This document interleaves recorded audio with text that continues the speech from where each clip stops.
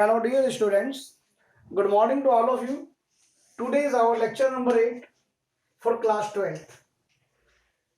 Today इससे पहले lecture में क्वेश्चन नंबर मैंने आपको 9 करवाया था, उसका एक अल्टर मेथड करवाया था. इसके अंदर बहुत माइनर मिस्टेक हुई है, थोड़ा सा उसको करेक्ट कर लीजिए. अल्टर मेथड में एक्चुअली जो हमारे पास जो अल्टर मेथड से पहले का जो मेथड था उसमें जो आंसर था F1 और F2 का जो मैग्नीट्यूड का जो आंसर था वो 81 इंटू 10 की पावर -3 था. तो we have write down unfortunately 81√3. तो आप इसको यहां से आप हटा देंगे तो आपका जो वैल्यू रह जाएगी it will be the 81 into 10 की पावर -3 न्यूटन. अब हमने जो रिजल्टेंट फोर्स में जो फॉर्मूला में जो वैल्यू पुट करनी थी हमें F1 की वो 81 इंटू 10 की पावर -3 न्यूटन पुट करनी थी. तो हमने यहाँ पर 81√3 हमने ये एक तरह से एक्स्ट्रा लग गया था हमारे से, यहाँ से ये भी हट जाएगा और ये भी हट जाएगा. तो your answer will be the FR will be the 81√3 into 10 की power -3 Newton. This is the correction. Okay, now the question number, देखो क्वेश्चन नंबर 10 का मैं आपको हिंट दे चुका हूं. अब मैं आपको करूंगा क्वेश्चन नंबर 11. तो what is the question number 11 and this is the last question for your exercise जो मैंने आपको दी थी. इसके अलावा बुक से आप प्रैक्टिस करेंगे.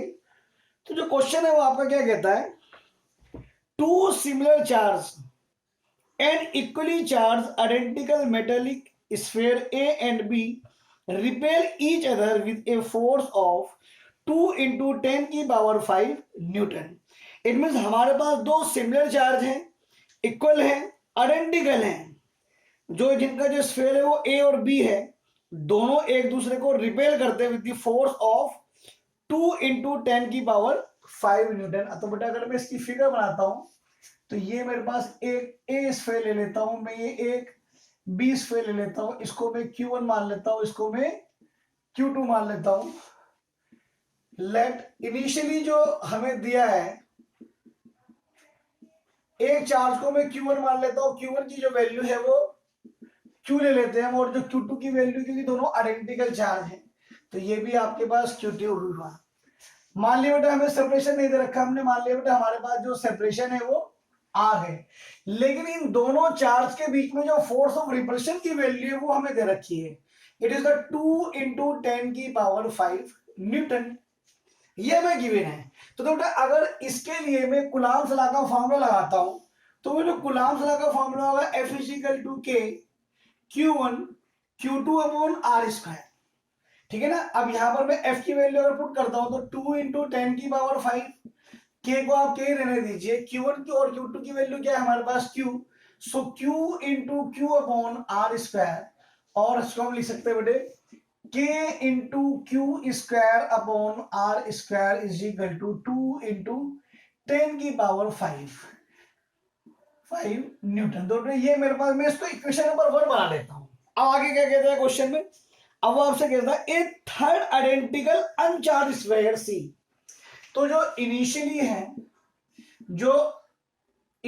है जो अनचार्ज स्फीयर है उसका चार्ज में Q3 मान लेता हूं, और जो Q3 की वैल्यू वो मेरे पास 0 है. वो स्फीयर कौन सा हमारे पास C है. टच विद A, इसको मैंने इससे अटैच कर दिया. तो जब मैं इसको टच करूंगा डेफिनेटली तो they will be redistribute and after the redistribution जो न्यू चार्ज हो गया वो Q1 डैश जो हो गया इसको मैं Q1 plus Q3 is divided bye 2 लिख सकता हूं. तो what is the value of Q1, Q plus Q0 and is divided by, तो what is the value of Q1 dash is equal to Q/2. And जो new charge Q3 होगा मान लो उसको मैं Q3 डैश मान लेता हूं, तो Q3 डैश पर भी तो इतना ही चार्ज होगा. करेक्ट. अब आपसे क्या पूछता है, and then placed at the mid point between A and B, और A और B के हम इसको बीच में रख देते हैं. किसको, स्फीयर C को. ये स्फीयर A है, ये स्फीयर B है और ये स्फीयर C है. तो बेटा अब जो A पर जो चार्ज Q1 था वो Q1 नहीं रहा, अब वो क्या हो गया, वो Q1 डैश हो गया. करेक्ट. और जो C पर चार्ज कौन सा हो गया वो Q3 डैश हो गया, और Q पर बी पर जोड़ा वो आपके पास Q2 हमारे पास रही। तो देखो जो यहां से लेकर यहां तक का जो सेपरेशन है वो तो मेरे पास R है, लेकिन हमने उसको सेंटर मिड पॉइंट पर रखा। तो बताओ बेटे ये डिस्टेंस R/2 और ये डिस्टेंस R/2 हुआ या नहीं हुआ? अब देखो ये जो A पर चार्ज, अब वो पूछ क्या रहा है हमारे से, calculate the net force on C, यानी कि इस C पर जो नेट फोर्स होगी वो हमें निकालनी है। तो देखो A पर चार्ज कौन सा है, Q1 dash, this is the positive charge, and Q3 dash is also positive charge, तो both will repel each other. लेकिन ये इसके ऊपर जो फोर्स लगाएगा, इसको इससे दूर की तरफ फोर्स लगाएगा, और इसके लिए मैंने फोर्स मान लो बेटे वो FA है, यानी कि FA जो फोर्स है it is due to the charge Q1 dash on charge Q3 dash, और जो B जो फोर्स लगाएगा, B भी आपके पास पॉजिटिव और Q3, देखो तीनों चार्ज पॉजिटिव है, तो Q2 जो Q3 डैश पर लगाएगा वो भी पॉजिटिव, वो भी रिपल्सिव फोर्स लगाएगा, उस फोर्स को नाम में FB दे देता हूं। तो B ने जो फोर्स, Q2 ने जो फोर्स लगाई Q3 डैश पर वो FB हो गई। Both force will repel each other, तो what will be the net force?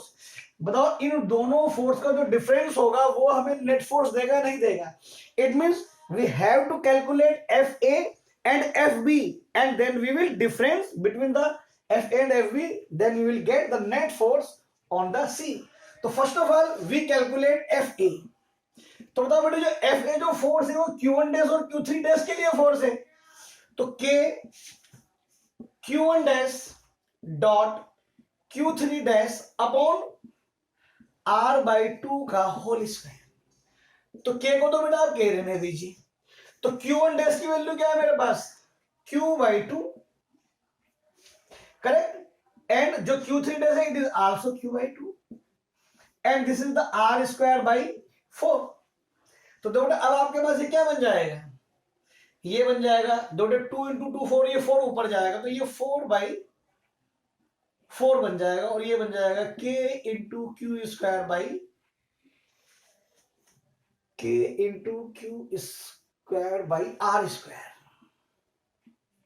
तो ये इससे कट गया, तो FA जो हो गया बेटे वो हमारे पास K × Q²/R² आ गया। मान लो बेटे इसको क्वेश्चन नंबर में 2 बना देता हूं। अब जो FB होगा, देखो जो FB जो फोर्स है वो Q2 और Q3 डैश के लिए है, तो जो K होगा it will be the Q3 dash is divided bye R²। तो what will be the value of K? K की वैल्यू रखनी नहीं है हमें, K Q2 is what? Q2 is equal to Q, and Q3 dash is equal to Q/2, and R² is equal to Q/2 का whole square. इसको चलो मतलब ऊपर ले लेते हैं, इसकी अब जरूरत नहीं है और इसकी भी जरूरत नहीं है, इसकी चलो कोई बात नहीं। क्वेश्चन नंबर आपके पास तो है, जो F आया था वो K × Q²/R² ही आया था।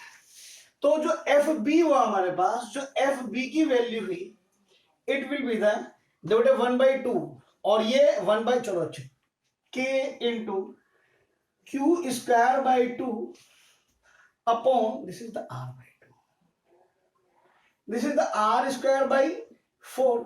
तो ये 4 तो गया ऊपर और ये 2 आपके पास नीचे ही रहेगा, तो K × Q² अपॉन ये आपके पास 2 हुआ। तो बताओ बेटा जो FB की जो वैल्यू हुई वो हमारे पास K × Q² it be the 2 × K × Q² upon R² हुई या नहीं हुई? तो डेफिनेट बेटा जो FB है इज ग्रेटर देन FA। क्यों? क्योंकि जो FA है वो मेरे पास K × Q² अपॉन R² है, और जो FB है वो 2 × K × Q²/R² है। तो जो नेट फोर्स है, नेट फोर्स ऑन C, उसको मैं FR से मान लेता हूं, तो जो ज्यादा वाला है उसको कम वाले में सब घटा देते हैं। तो what is the value of FB?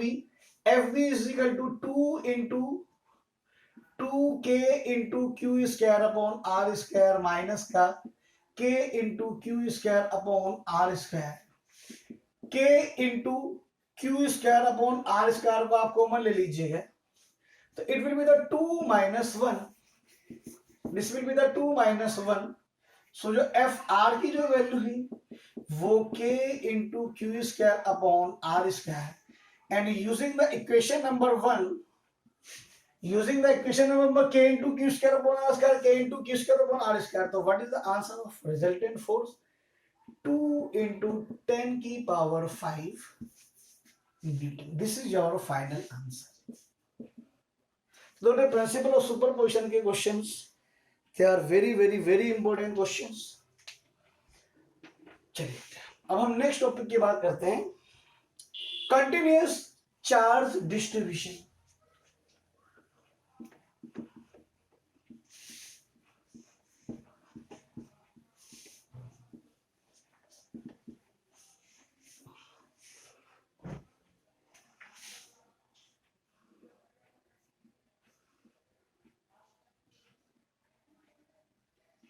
Continuous charge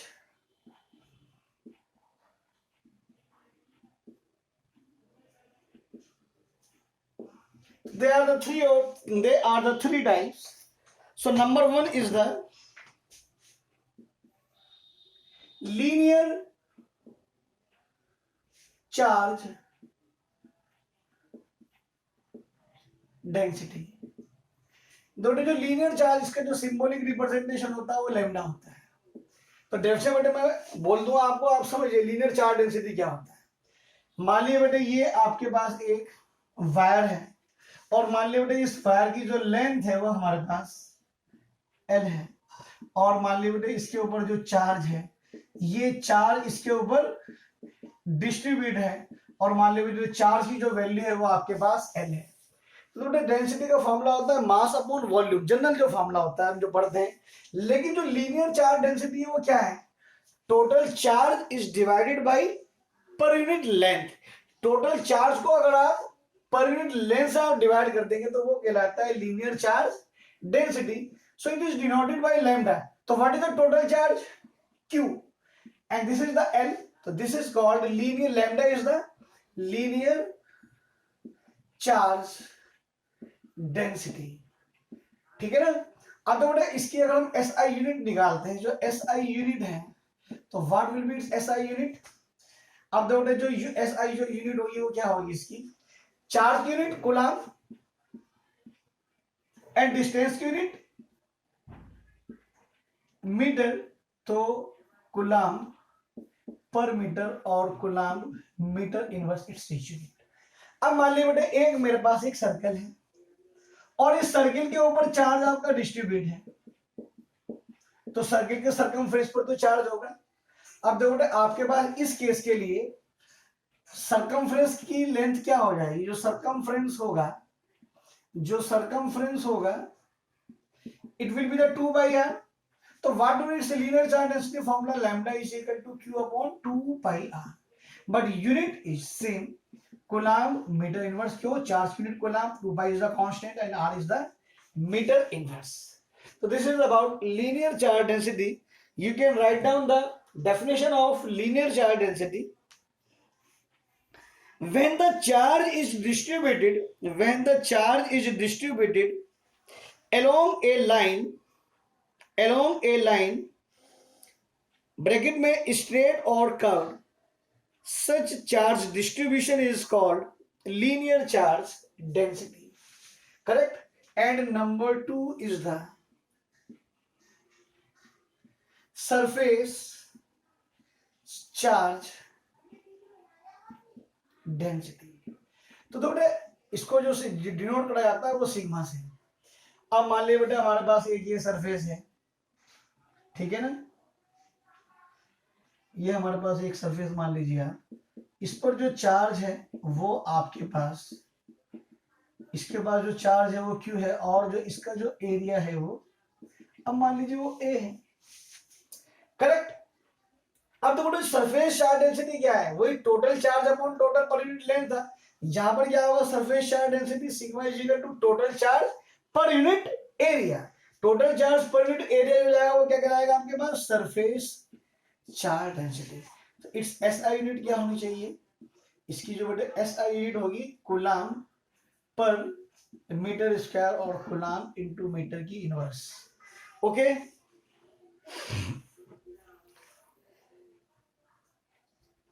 अब मान लीजिए बेटा आपके पास एक, ये आपके पास स्फेयर है, ठीक है ना, या आप ये समझिए फॉर स्फेयर। मान लो बेटा स्फेयर के ऊपर एक आपके पास चार्ट है, तो स्फेयर का एरिया क्या होता है? जो स्फेयर का एरिया होता है वो 4 पाई आर स्क्वायर होता है, करेक्ट। तो आपके पास जो स्फेयर है इसके लिए जो सिग्मा, जो सरफेस चार्ज डेंसिटी है, it will be the Q upon 4 pi R square coulomb metre की power -2। And third one is the, हाँ इसकी डेफिनेशन लिख सकते हो आप, when the charge is distributed over a when the charge is distributed over a surface, then such distribution is called surface charge density. And third one, volume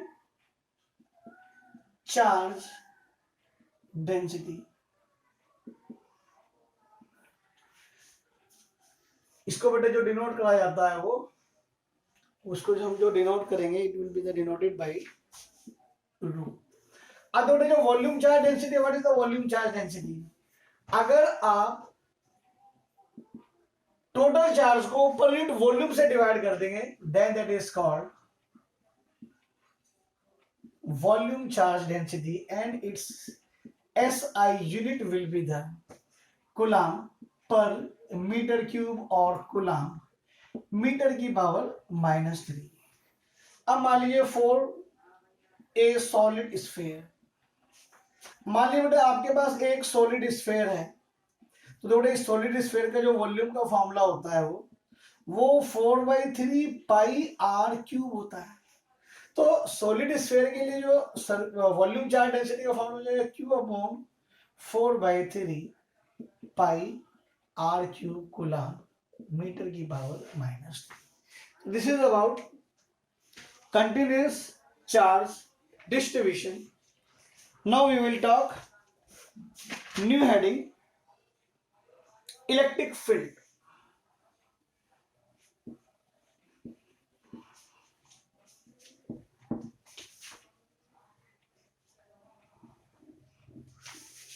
सबसे पहले बेटा electric field define होगा, फिर electric field intensity और electric field strength.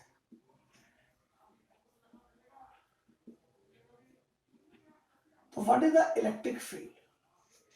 मान लीजिए बेटे ये एक आपके पास चार्ज है और ये मान लीजिए इसके पास एक स्पेस है। तो देखो बेटा ये स्पेस वो स्पेस है जहां इस स्पेस के अंदर अगर कोई दूसरा चार्ज आएगा, तो डेफिनेटली बेटा ये चार्ज उसके ऊपर फोर्स एक्सर्ट करेगा। तो that area and that region is called electric field. मान लीजिए बेटा ये एक हमारे पास टेस्ट चार्ज होता है। टेस्ट चार्ज इज ऑलवेज, जो टेस्ट चार्ज होता है, जो टेस्ट चार्ज क्यू नोड होता है, ऑलवेज इसको हम पॉजिटिव लेते हैं, and it's value will be very very very small. इसकी वैल्यू इतनी छोटी होती है कि इस टेस्ट चार्ज की वजह से इस क्यू का जो इलेक्ट्रिक फील्ड है it will not affected by that test charge. यानी कि इस क्यू नॉट टेस्ट चार्ज की वजह से इस क्यू के इलेक्ट्रिक फील्ड पर कोई भी इफेक्ट नहीं होता है। इस टेस्ट चार्ज की वैल्यू इतनी थोड़ी होती है। अब ये जो चार्ज होता है इट मे बी पॉजिटिव और may be negative, but test charge is always positive. So देखो अब इसके ऊपर जो फोर्स लगाएगा ये फोर्स आपके पास ये लगाएगा। तो दैट एरिया, दैट रीजन जहां तक ये चार्ज किसी भी दूसरे चार्ज के ऊपर अपनी इन्फ्लुएंस शो करता है वो उसका इलेक्ट्रिक फील्ड कहलाता है। तो आप डेफिनेशन लिख सकते हैं इसके लिए थोड़ी सी। We define electric field, the space surrounding a charge Q, the space surrounding a charge Q in which another charge Q naught bracket में आप टेस्ट चार्ज लिख सकते हैं, experiences an electrostatic force of attraction or repulsion. Now the second one is the electric field intensity. इस electric field intensity को हम electric field strength भी कह सकते हैं। इसका बेटा जो डिनोट करा जाता है वो इसे डिनोट करता है। तो बेटा जो इलेक्ट्रिक फील्ड की जो इंटेंसिटी का जो फॉर्मूला है आप क्या है, यानी कि इस टेस्ट चार्ज पर जो इसने फोर्स लगाई, जो फोर्स पर यूनिट चार्ज लगी, वही इलेक्ट्रिक फील्ड इंटेंसिटी कहलाती है। तो E इक्वल टू क्या होगा बेटा, F upon Q not in vector form. In vector form जो फॉर्मूला हो जाएगा E equal to F upon Q not and its SI unit. What is its SI unit? तो फोर्स की unit coulomb, sorry force की unit newton and charge की unit coulomb, और we can write its newton coulomb inverse. तो पहले first of all you will write the definition, then by definition कर कर आप ये फॉर्मूला लिखिए। डेफिनेशन में अब ये बोल रहा हूं आपको, करेक्ट लिखिए। The electric field strength at any point, the electric field strength at any point in the electric field of a charge is defined as the force experienced by unit positive charge placed at that point, correct? So by definition E is equal to F upon Q naught और vector E is equal to vector F upon Q naught। तो देखो E जो है electric field जो है वो एक कैसी क्वांटिटी हुई, it is a vector quantity. This is a vector quantity. Now we will calculate electric field strength at a point.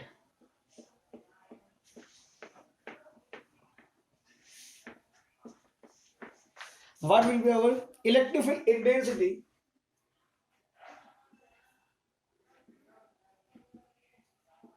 Electric field intensity due to a point charge।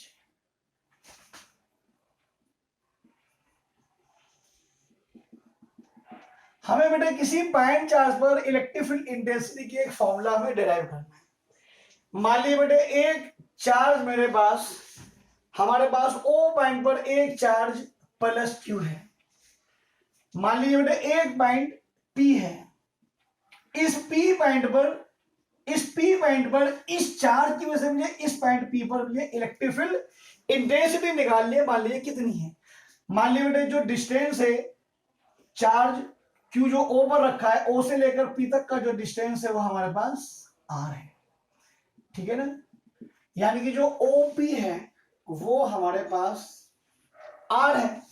Q charge O point पर है, इस Q charge से हमें एक point P है जहां पर मुझे इलेक्ट्रिक फील्ड इंटेंसिटी निकालनी है। तो मान लो बेटे एक टेस्ट चार्ज मैंने Q नोड पर रखा, ठीक है ना, रखना पड़ेगा क्योंकि बेटे इलेक्ट्रिक फील्ड इंटेंसिटी आप किसी टेस्ट चार्ज पर तो निकालोगे आप। तो इस ये जो प्लस Q है ये भी प्लस है, और टेस्ट चार्ज मैंने भी आपको पीछे बताया हमेशा प्लस चार्ज लिया जाता है, इसीलिए यूनिट पॉजिटिव चार्ज। तो बेटे ये जो फोर्स लगाएगा इससे रिपल्सिव लगाएंगे। तो जब दो चार्ज सेम चार्ज होते तो वो रिपल्सिव लगाते, मान लीजिए बेटे उसकी जो डायरेक्शन होगी वो ये होगी नहीं, करेक्ट। तो अब बेटे देखो हमें इसके लिए फोर्स लगा, क्या नाम, इलेक्ट्रिक फील्ड इंटेंसिटी निकालनी है। तो by coulomb's law,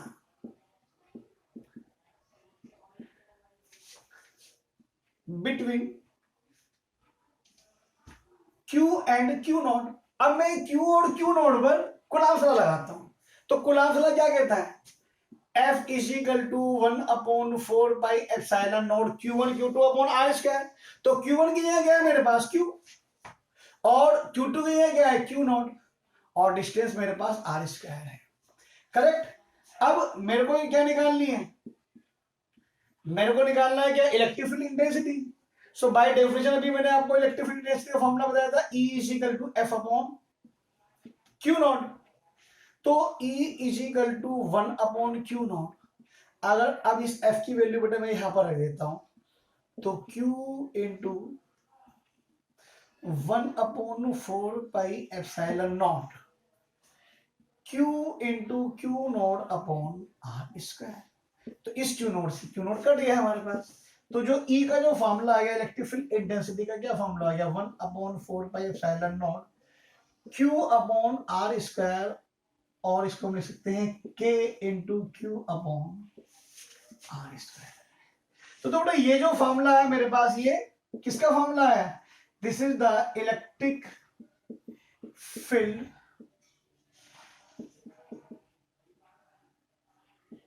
intensity at A point. तो बेटा इसमें आपको ध्यान रखना है, ये जो चार्ज है कौन सा चार्ज है? ये वो चार्ज है जिसकी इलेक्ट्रिक फील्ड इंटेंसिटी हमें निकालनी है। और ये डिस्टेंस किसका है? उस पॉइंट का जहां पर मुझे, जिस पॉइंट पर मुझे इलेक्ट्रिक फील्ड इंटेंसिटी निकालनी है। तो देखो जो टेस्ट चार्ज है, इस फॉर्मूले में टेस्ट चार्ज कहीं नहीं है। तो यानी जब आप न्यूमेरिकल करेंगे तो ये आप ध्यान रखेंगे, इलेक्ट्रिक फील्ड इंटेंसिटी के न्यूमेरिकल करते हुए जो चार्ज की जो वैल्यू ली जाएगी उस चार्ज की वैल्यू हम कभी नहीं लेंगे जिस पर मैं इलेक्ट्रिक फील्ड इंटेंसिटी निकालूंगा। अक्सर बच्चों में कंफ्यूजन क्रिएट हो जाता है कि क्यू की वैल्यू हम कौन सी लें।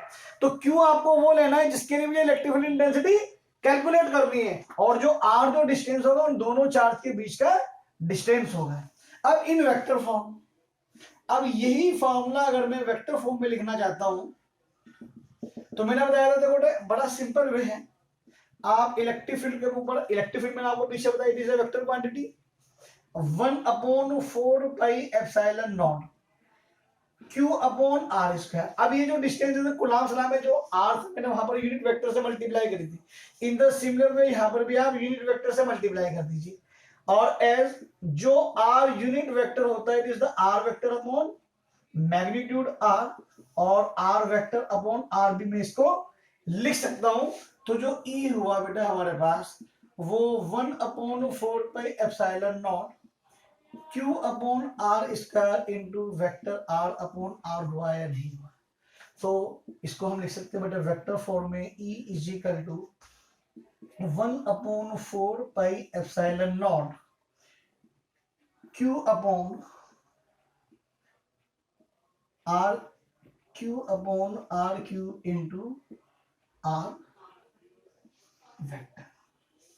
This is the formula in newton per coulomb और करेक्ट। तो this is the formula for electric field intensity. ठीक है बेटा, दो मैं आपको पहले बता चुका हूँ, जितने भी मॉडर्न पब्लिक स्कूल के स्टूडेंट्स हैं सभी आप A4 साइज की कॉपी पर शुरू से लेकर आखिर तक नोट्स बनाएंगे। जब भी कभी स्कूल खुलेगा सब बच्चों की कॉपियां चेक करी जाएंगी। कोई भी बच्चा इनकम्प्लीट वर्क करना मत करना, अदरवाइज आप ये मत कहना कि सर हमें पनिशमेंट क्यों दिया जा रहा है। ओके, थैंक यू बेटा। आज के लिए लेक्चर यहीं पर, next lecture. Okay, thank you बेटा।